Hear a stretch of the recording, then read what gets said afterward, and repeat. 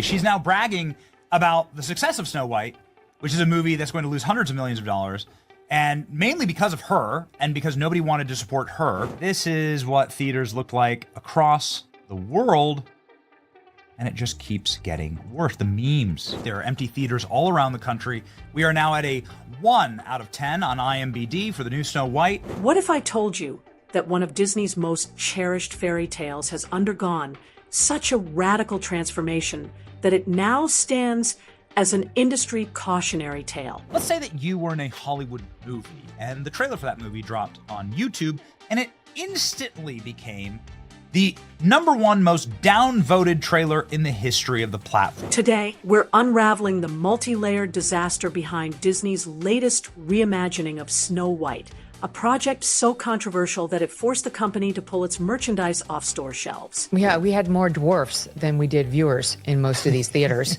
And as you know, there were no dwarfs other than some CGI weird generated version of them. In this video, we'll break down every twist and turn, from creative overreach and technical glitches to polarizing performances and unprecedented financial fallout. How it was so outdated and how Rachel Zegler disrespected the original, and a classic from Walt Disney, something that completely saved Disney and changed the company and changed animation in general. By the end of this in-depth breakdown, you'll have a clear understanding of how a modern reinterpretation of a beloved classic spiraled into a fiasco. Let's dive in. Don't alienate half of the country when you're putting out a product meant to appeal to all. It's the Michael Jordan Republicans buy sneakers too. Disney's attempt to breathe new life into Snow White started with grand ambitions.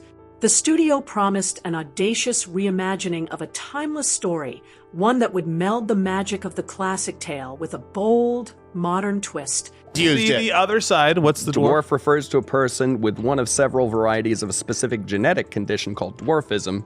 A dwarf has disproportionate body parts. The early moments of the film exude an air of innovation, a daring experiment intended to captivate both loyal fans and a new generation of viewers. For every one of the 18 hours I am in the Snow White dress, I expect to get paid.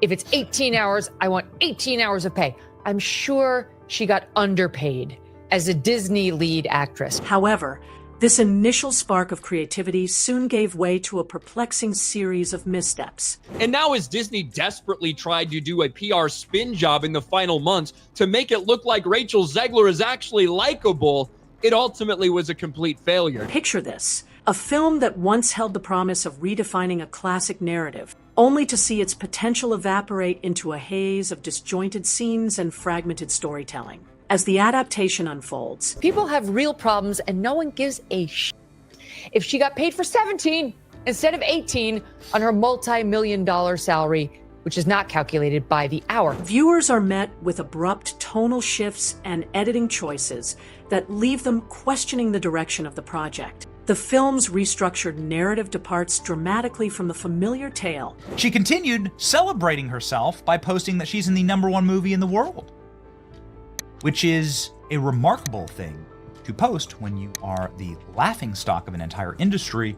This is what narcissism looks like. Narcissism for 200. And what should have been a seamless blend of tradition and modernity instead creates an atmosphere of disorientation. In essence, the creative risk taken at the outset ignited a chain reaction that would eventually lead to one of Disney's most talked about debacles. So she just encapsulates everything that most of us cannot stand about modern day feminism and the left in general, and Hollywood. At the heart of this controversy lies Rachel Zegler, whose portrayal of Snow White has sparked intense debate from the very start. Theaters are, of course, entirely empty. Do understand that having people buy tickets is an important part of success in your industry. Her performance, while undoubtedly bold, has polarized audiences. Instead of delivering a rendition that honors the classic character, Zegler infuses the role with modern interpretations that seem to veer toward a politically charged statement. Her heroine cannot be in love or be saved by a man, the prince, that she's more focused on becoming the leader she was meant to be, as if women in modern day America must make that choice. Her off-camera comments on identity and the evolving nature of iconic roles have only added fuel to an already heated discussion.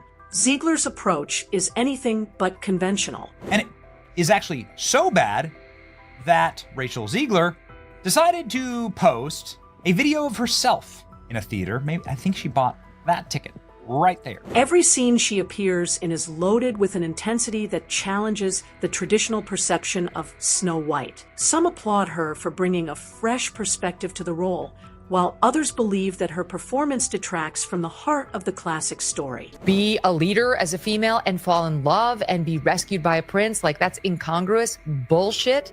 That's only the left's version of what it means to be a strong woman or female empowerment. The debates surrounding her interpretation go far beyond mere acting choices. They encapsulate a broader clash between maintaining the revered essence of an age-old fairy tale and embracing a new, progressive narrative. Decided to film herself in a theater totally empty, giggling, tee-hee-heeing with total glee. In doing so, Zegler has inadvertently become the face of the film's creative turmoil, embodying the tension between preserving legacy and pursuing innovation. So, I mean, this woman has clicked every box. And just for cherry on top at the end, she gave an interview last week talking about how they were basically a bunch of white supremacists on the set of West Side Story. In a bid to reconfigure the classic for a modern audience, Disney made a daring narrative decision. They removed the iconic romantic subplot that had been integral to Snow White's story for generations. Look at this. Look at this face. What can be said about this level of narcissism here? At first glance, this might seem like a progressive move, one that champions independence and self-reliance. Yet, as the story unfolds, the absence of this familiar element creates a void that no amount of modern flair can fill. Where Steven Spielberg and co. were demanding that she prove how Latina she really is, since her name doesn't sound Latina, and she was angrily saying, did I have to bring in my little abuelita for you to believe that I was Latina? The resulting narrative feels like a patchwork of loosely connected scenes, where pivotal emotional beats are lost amid rapid transitions and abrupt scene changes. In the greatest Disney box office bomb in the history of Disney live-action remakes, but certainly also the end of her career. Longtime fans find themselves grappling with a story that no longer feels whole, as if the very soul of Snow White has been excised. The deliberate removal of key plot points, rather than refreshing the narrative. Disney's Bob Iger says their mission is to entertain, not send messaging as Snow White sales compete for worst performing live-action Disney adaptation ever. Has left audiences with a sense of disconnection, a fractured tale that struggles to maintain the emotional continuity that made the original so memorable. This narrative overhaul is a testament to the perils of deviating too far from the source material. The bliss of total stupidity and narcissism. Look at the bliss. On some level, it's got to be a blessing to just be so smooth-brained. Highlighting how a well-intentioned update can inadvertently alienate its core audience. A film's technical execution is as crucial as its story, yet in the case of Snow White, every technical misstep is glaringly evident. That's her thanks to Steven Spielberg, who discovered her and made her. So she's an ingrate, she's annoying, and I think she's probably two and done. The film's ambitious re-editing efforts, meant to salvage the narrative, have instead resulted in a labyrinth of abrupt cuts, uneven pacing, and glaring continuity errors. Her box office flop, Snow White, in an empty theater, the level of delusion should be studied, actually. Each scene transition feels like a sudden jolt, a reminder that the project was assembled in haste rather than crafted with precision. At one moment, the film appears to be pushing boundaries with innovative visual techniques. And if she hadn't have opened her mouth, I think that this movie might have done well. They might have just been able to ride on the hopium of the movie and some well-cut trailers, and people would have paid to go see it, and then it would have fallen off when people knew it was garbage. The next, it collapses under the weight of its own inconsistencies. The creative team's reactive fixes and last-minute reshoots have created an atmosphere of uncertainty where viewers are left questioning whether clarity or further chaos lies ahead. The look of people, like, does this actually look like a happy person? It's always in the eyes, man. It's always in the eyes.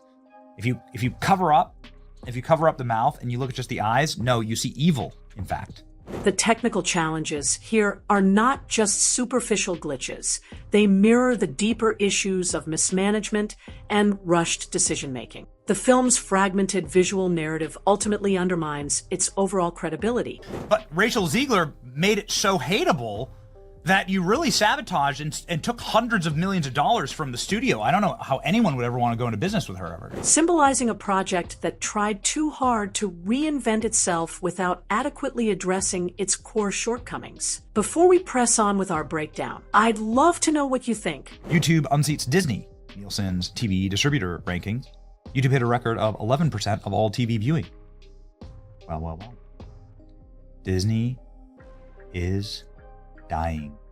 How do you feel about taking a classic fairy tale and completely reworking its narrative? Do you believe that such radical changes can ever truly honor the original, or is the magic lost in translation? Do you know, like, how hard it is to find an attractive young woman in Hollywood who can act and sing? It's not hard. Like, who just isn't going to offend half the country? Let me know your thoughts in the comments below. Your perspective is crucial to understanding this phenomenon. In Hollywood, creativity and capital often walk hand in hand, but when high ambitions collide with flawed execution, the results can be disastrous. And at this point, Americans have rejected it. So not only the critics also didn't really like it all that much. 42% as a critic rating on Rotten Tomatoes, 1.7 out of 10 on IMDb. Wait, was that a 74% fans score? Disney invested billions into this reimagined version of Snow White, envisioning a blockbuster success that would redefine the franchise. Instead, the film's unraveling has exposed a colossal financial miscalculation. 25,000 more just like her knocking on the same doors that she had opened to her. She had the opportunity of a lifetime, and instead of being humble and grateful, she was entitled and a snot. The enormous budget that once promised high returns now looms as a stark reminder of overreach. Extensive funds were allocated for elaborate reshoots, state-of-the-art marketing campaigns. Now, if there's one thing to be gleaned from this, it's actually the sheer quality of the negative reviews. So let me read you some quotes. It says, "I paid nothing to watch the trailer, but I want my money." Oh, that's nice. Nice job. And a wide range of merchandise tie-ins that were expected to generate significant revenue. But when the film's quality began to falter, so did these projected profits. The decision to pull merchandise from shelves wasn't just a minor correction.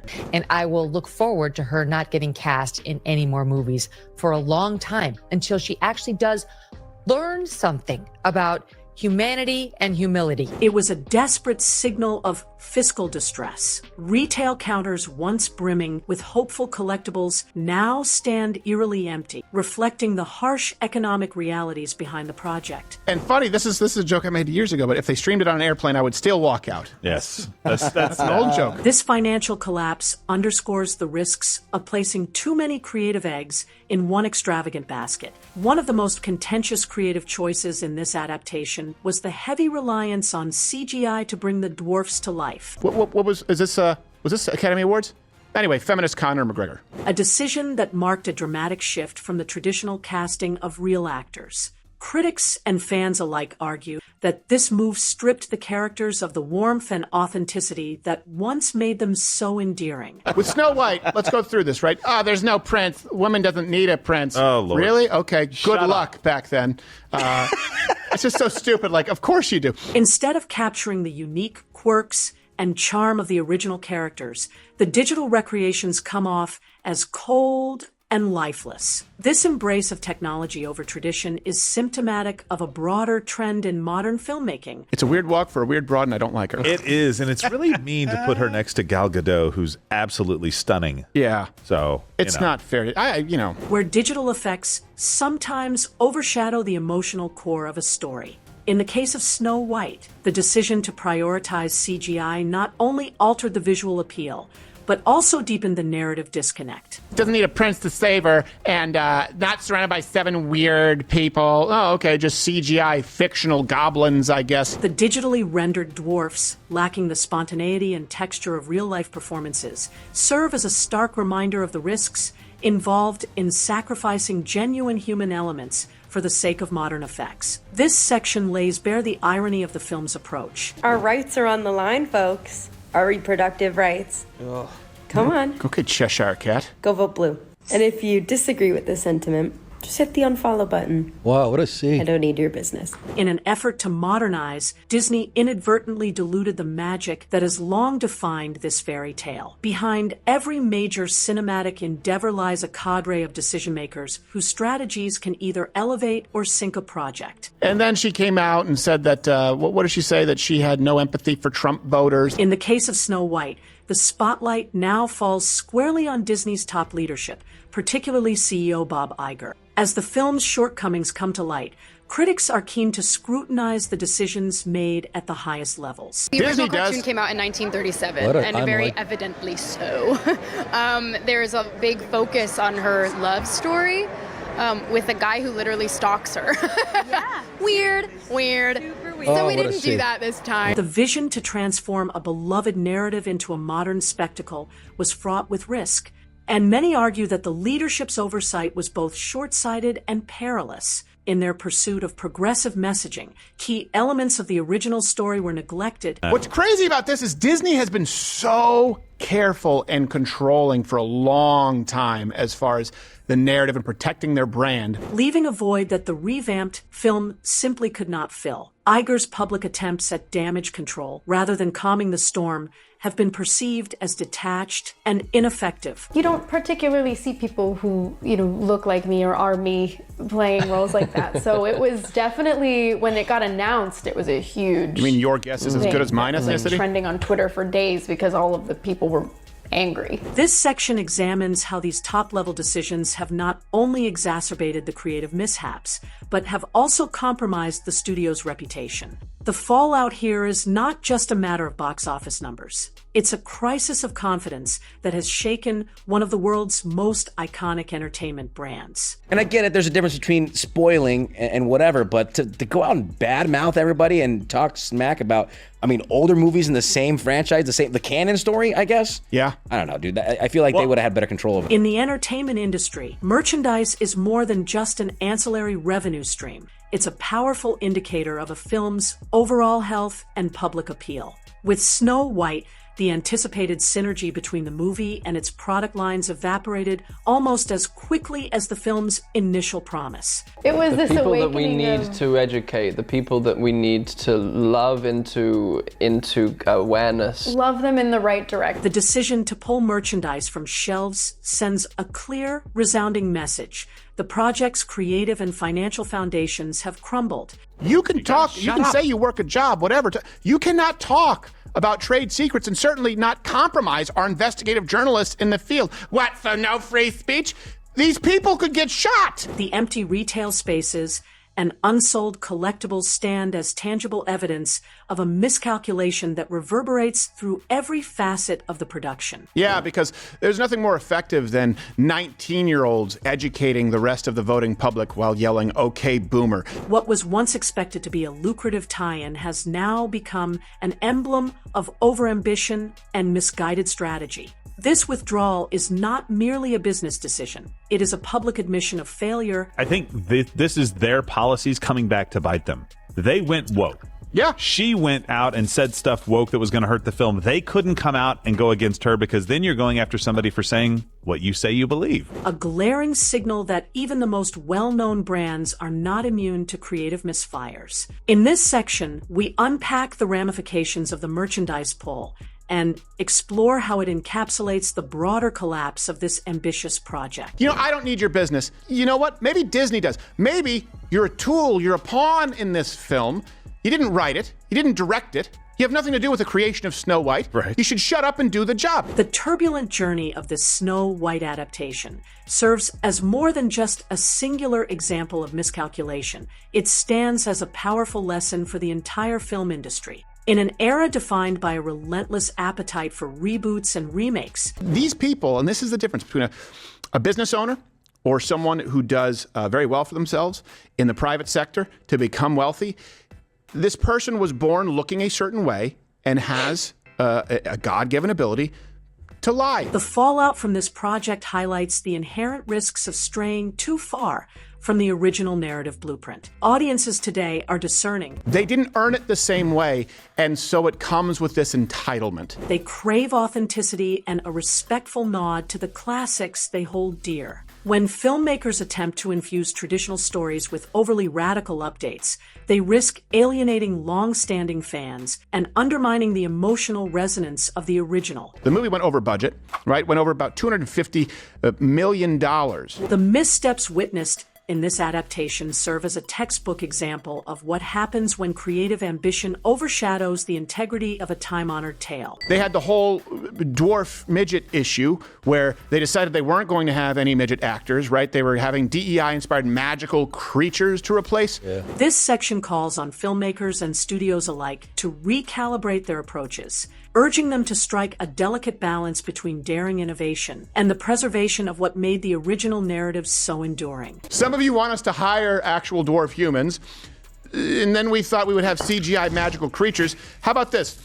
We'll still offend the dwarves, but we'll CGI dwarves. The reverberations of this high-profile misadventure extend far beyond a single film. The controversy, technical issues, and severe financial fallout have ignited a broader debate about the future of live-action adaptations and the evolving expectations of modern audiences. So we'll guarantee no employment for little people while getting rid of this other component that warranted CGI. It was the worst decision they could possibly make. Disney now finds itself at a crossroads, with every misstep meticulously dissected by both industry insiders and fervent fans. As the studio grapples with the fallout, the industry watches with bated breath. Zoom in right there, that's it.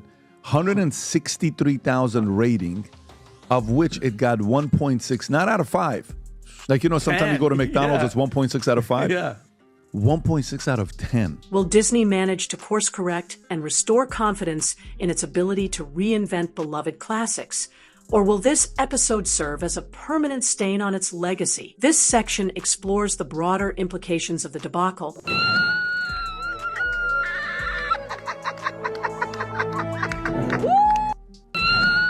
What's our friend screaming?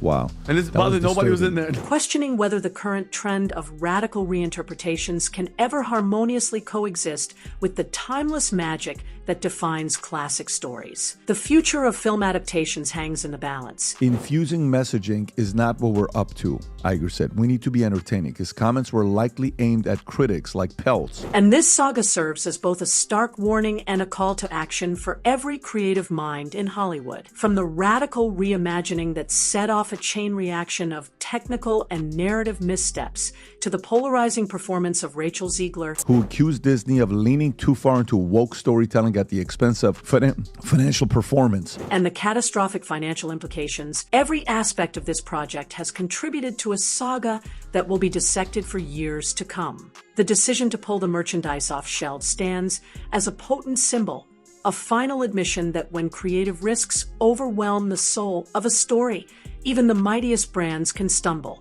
Iger needs to be inspired a little bit by Trump to come in and make immediate changes. Step down, bring somebody else to make immediate changes. Do you believe that such radical reinterpretations have a place in modern cinema, or has this project gone too far? Remember to hit the like button if you enjoyed this breakdown. Subscribe for more detailed analyses of industry trends and controversies, and click the notification bell to stay updated on every twist in this unfolding drama. This is Sasha Spills signing off, and I'll see you in the next video.